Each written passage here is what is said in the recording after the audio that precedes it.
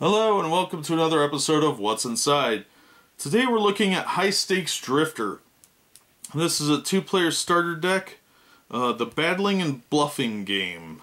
I don't really know much about this, but it looked really cool. It had a really catchy name, and it looked like one of those old Card Shark type games. So let's get right into this and see what's inside here. This is a WizKids game, so it's probably playable if nothing else. And of course it's really difficult to open because there's a camera on me, and that's how it works. Any other time I can open these things fairly reasonably well, but on camera I am an incompetent.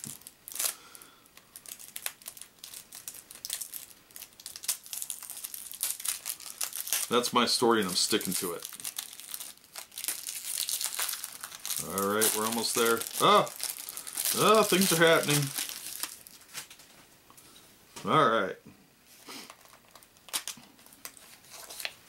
Alright, they did seal the interior cards, which I like because it usually keeps them from getting damaged if these get tossed around, like they tend to in shipping. So we've got a separate packet with what looks like our rulebook and coins of some kind, punch outs. And then we've got our core deck. So let's try and open this without destroying everything. Oh, cellophane, why do you hate me?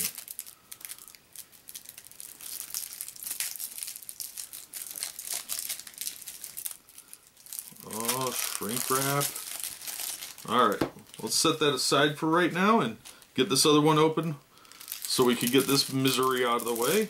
Oh, this one opens real easy, of course. Alright, what do we got here? Okay, there's our rule book, and we got these cool poker chips. Ooh, these are nice. Listen to that. Yeah, that's pretty cool. This says +1 luck on one side, and then +2 luck on the other. And the green one says +3 smarts on one side, and +3 smarts on the other.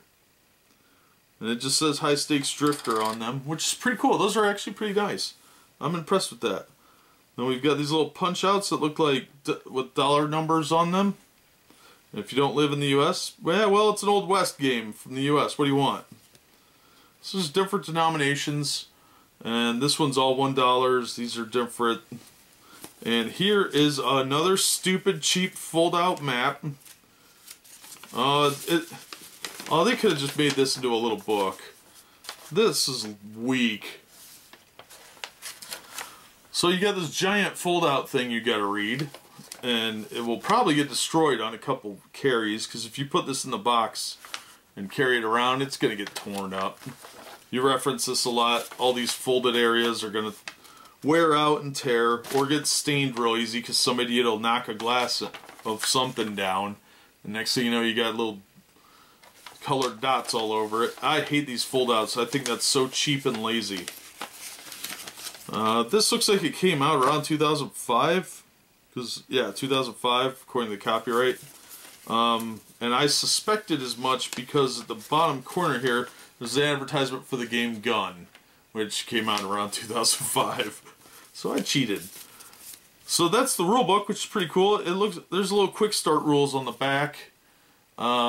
But I still would have preferred a little book. Like a staple costs that much, you guys. So let's get into what the deck looks like. And we'll just go from the bottom here down. Alright. There's an advertisement right off the bat for booster packs. High Stakes Drifter booster packs allow you to up the ante with more cards and kicker chips. So, a little advertisement right away. That's awesome.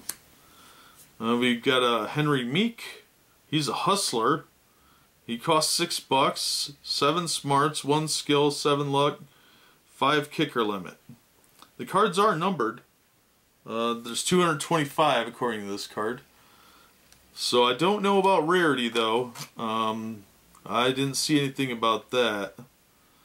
Oh yeah, there is. There's commons, uncommons, rares, and fixed. There's 52 Dude, Fortune, And great cards. 2 Joker cards, 2 kicker chips, 3 sets of markers, and a rule book. Everything you need for 2 people to play. Oh, we have a plain saddle. We have a got you covered. That's always nice to hear. Somebody's got you covered. Jake Boot Hill, Lawman. A sombrero. That just makes it a party. Nobody's having fun without a sombrero. That's a gear card. Costs $1. 1 skill, 1 luck. Colonel Frederick Benton. Benteen, maybe. I bet he wore a sombrero. That's what all the cool kids were doing. Dazzling Smile. That's pretty sketchy looking. Fort Up. That's a fortune card. A dude, Bill Cook. A Beast of Burden. Samuel Bingham. He's a dude, according to his card. A headstone. And creepily it just reads Mother. Cards Are War. Fortune card. First Lieutenant Fred A. Spencer. Occupation, dude. An Old Time Packer. That's a gear card. There's a little quote from Teddy Roosevelt. Big jobs usually go to the men who prove their ability to outgrow small ones. A Game for 2, fortune card. Hugh Butler, Lawman, and dude. Sleight of Hand, gear card. Played You Like a Fiddle, fortune card. Benjamin J. Hodges, dude and outlaw. Jackleg Lawyer. There's a quote from Grant on here. I regard Custer's massacre as a sacrifice of troops brought on by Custer himself. That was wholly unnecessary. Yeah, well, history seems to back that up. Beat the Odds fortune card. David Ashley. Saddlebags gear card. Follow the Herd fortune card. Frederick Long, dude. Skilled orator. Oh, there's a quote from Will Rogers. Diplomacy is the art of saying, nice doggle, until you find a rock. Gear card. Nerves of Steel, fortune. James K. Sutter, lawman. Dude. Trail map, gear. Plan ahead, fortune card. Elijah Kirker, dude and hustler. Braided rawhide lariat. Determined resistance fortune card. Joseph Duffield, dude outlaw. Remington New Model Army Revolver gear card. Add +4 skill if a soldier is in the street. A Reversal of Fortune Luck card. Stephen Poston, soldier. Ooh, gear cards cost $1 less to play. That could be handy. I've seen a lot of these that are $1. High Ground card, gear card. That one's only $3, so that last one would have been helpful. Reversal of Fortune skill. It's got a twister on it. That would be a bit of a reversal. General Meade, soldier, and dude. Oh, he's got a special on there. Fortune. Reveal a gear card on this dude to play. Or reveal gear card on him. Cavalry support, gear.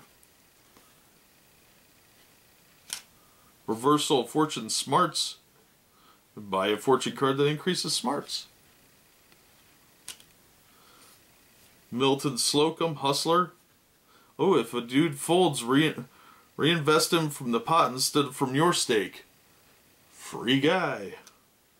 Gambler's Ghost, gear. I don't know how a ghost is gear. That's weird. What are you, Scooby-Doo? Bad chili. It's got a picture of an outhouse. Concealed weapon, fortune card.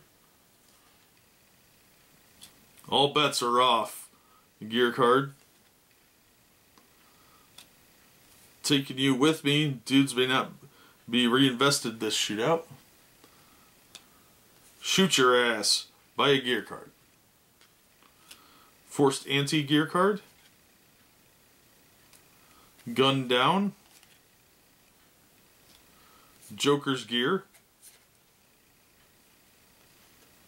And Joker's fortune. This looks like a really fun game, I'm not gonna lie. I bought this on a whim just because of the cool title, and this looks like a lot of fun. From what I've been reading, it takes about half an hour to play. The rules are pretty straightforward and easy. I don't like the rule book, but it's not as cheaply made as most of them, but it is still pretty thin paper. The cards, however, are very nice. These feel a lot like playing cards. A little higher quality than most trading card games, I think, but at least on the same standard. They're very glossy, and as you notice, they're slipping around a little bit, but I think it'd be easy to play with these cards, and I don't think you'd need protective sleeves unless you're real bad at shuffling or the people you play with are rough on their things. The poker chips are nice quality. The perforated tokens are pretty nice. They're decent quality. Overall, I paid, I think, $6 for this, and I don't feel cheated at all. I probably would have paid $10 for it. I'm not sure what the original retail was, but I'm sure it was probably more than what I paid for it. It doesn't say on the box, but yeah, if you find this for less than $10, I think it'd be a fun game to play. And I'm surprised I had not heard of this previously, because this looks like the type of game I would enjoy playing.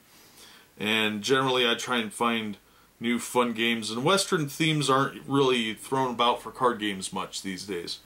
So it might be worth checking out. I'm going to enjoy playing this, I think, and I look forward to playing it. So I hope you enjoyed the unboxing here, and in the meantime, that's going to wrap it up for this episode. Thanks again for watching as always, and we'll see you next time on What's Inside.